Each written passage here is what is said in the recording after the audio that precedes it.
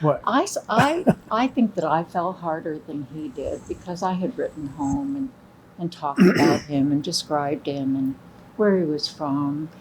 And I had even written a letter to his mother because she would send him Cracker Jacks, a rare treat. And he brought a couple over, and I, shared them among some patients and wrote her and told her how happy she made several people with her shipment. And Ron came over to say goodbye. He was leaving the end of October, I believe. November November, the end of November. 13th. Right. And so I had been up all night working, and I got a shower and got my hair fixed and put on a dress and was waiting for him to come over and say goodbye.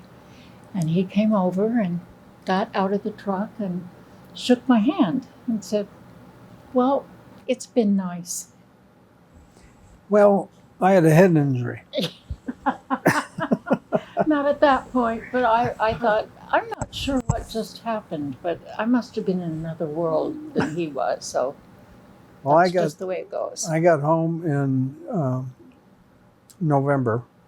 Like I said, about the middle of November. My parents were visiting my sister in Denver, Colorado. I spent one night in California and then flew to Denver and got off the airplane, and everybody was all lined up, and I hugged everybody and said hello. And I remember that night, I'd just come from 100+ degree weather, and they put us in my sister's apartment, and they had twin beds, and mom and dad were in one bed and I was the other one, and they piled all the blankets they could find on me, and I'm laying there with my teeth chattering, just shaking. And mom said, "Ron, are you okay?" "Yeah." And then we got back to Iowa, and Judie had sent me a Playboy subscription and an electric blanket, and had written to mom, and mom said, did you write to her? And I said, "Well, no, not yet." She said, "You write to her." And so I was just following orders at that point. And then I went to Germany, and then she followed me. Not quite. Early on, I think I had been there even before Ron was shot down, so just a couple of months. And my two dear friends from San Francisco that I was working with, and one other nurse, said, "We've all extended 6 months here, so we'll be here a year and a half. Look at all the good that we're doing. They really need us. Why don't you join us? Because for this 6 months, they'll give you 30 days free leave, not chargeable to accrued leave, and they'll send you anywhere you want to go in the world."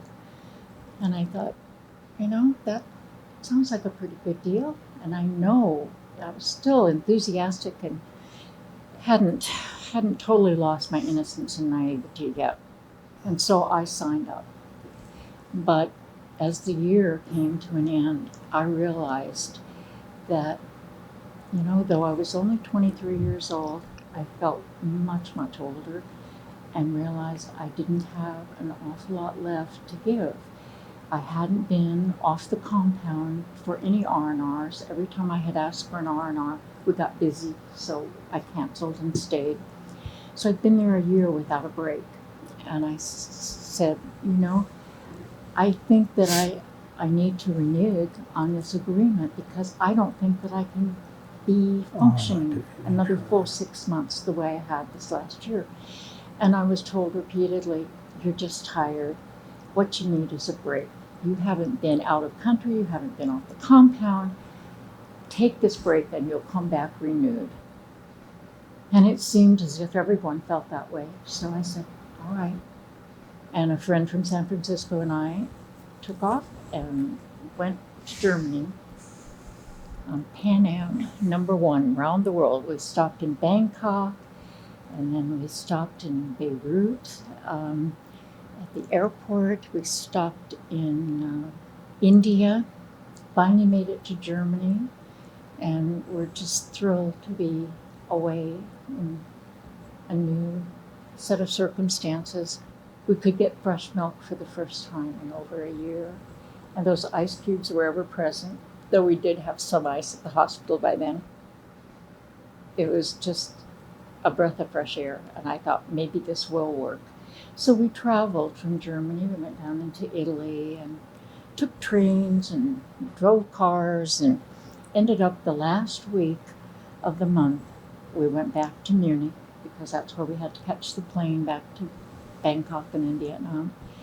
And Ron knew where I was staying. Apparently, my mother she had a good friend who owned a guest house, and she had stayed there with her, and she called her and told her that my friend from San Francisco and I were coming. So I knew that this woman knew my mom, and Mom told her that there was a young man that I had taken a liking to in Vietnam that was stationed there, and she was giving him the address, so if he called, just to feel free to tell him where we were.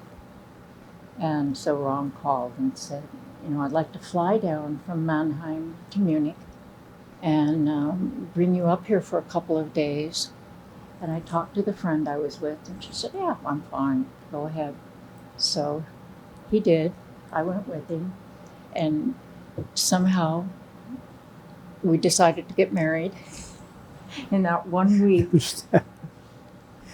We actually, I guess you could say, we went on 2 relatively formal dates. One in Vietnam to the Vietnamese Officers Club in Pleiku, and then to a place called La Bateau, the boat. The boat in and Germany. It was a French,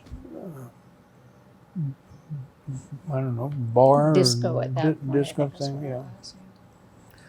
And then Frank Sinatra sang a song. Actually, it was his daughter that sang a song, It sang was? something stupid like I Love You. And so I was just ready to tell him how I really felt. And I thought, that's a sign. I should just be mute.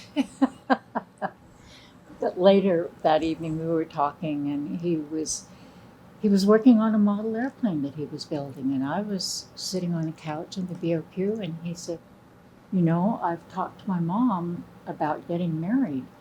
And I said, really? And I started to laugh. I said, you get married? I said, who's the lucky girl? And he said, you. Congratulations. That was the proposal that I got, yes. But I think at the time that I was still broken from Vietnam. And this sounded like, such a wonderful thing. He said, you go back to Vietnam and you tell them you want an inner theater transfer to Germany. He said, we'll get married and be happy ever after. And I thought, that sounds like a dream come true. So of course I said yes, and I went back to Vietnam, and I put in for a transfer, an inner theater transfer, and they said, no, we won't do that because you're engaged. We'll do that only if you're married. And so I told Ron that, and he said, okay, we just have to meet somewhere and get married. But we were each the eldest in the family, and we wanted parents and family to be there for that first wedding. And I was not allowed to enter the United States at the time. You could go on R&R to Hawaii, but that was as far as you could go. But it meant so much that I changed into civilian clothes when I got on my R&R to Hawaii, and went over to the civilian side of the airport and got a flight to Los Angeles. There was Ron and all of his family that I had never met before, and there was my family that I hadn't seen in well over a year, all lined up at LAX to meet me. And we went from the airport to the church to a wedding rehearsal.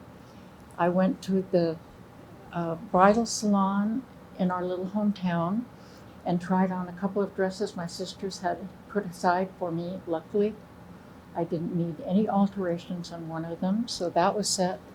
We all went out to dinner together. The next day we were at the church getting married, and the following morning on our way back to Hawaii so we could have another wedding there, show the Army paperwork that we were married in Hawaii. No, I didn't go to California because we knew I'd be in deep trouble. So that was how we began. We spent the 3 days there, getting paperwork lined up, getting remarried, and then I went back to Vietnam. He went back to Germany, and we didn't know when we'd ever get together again.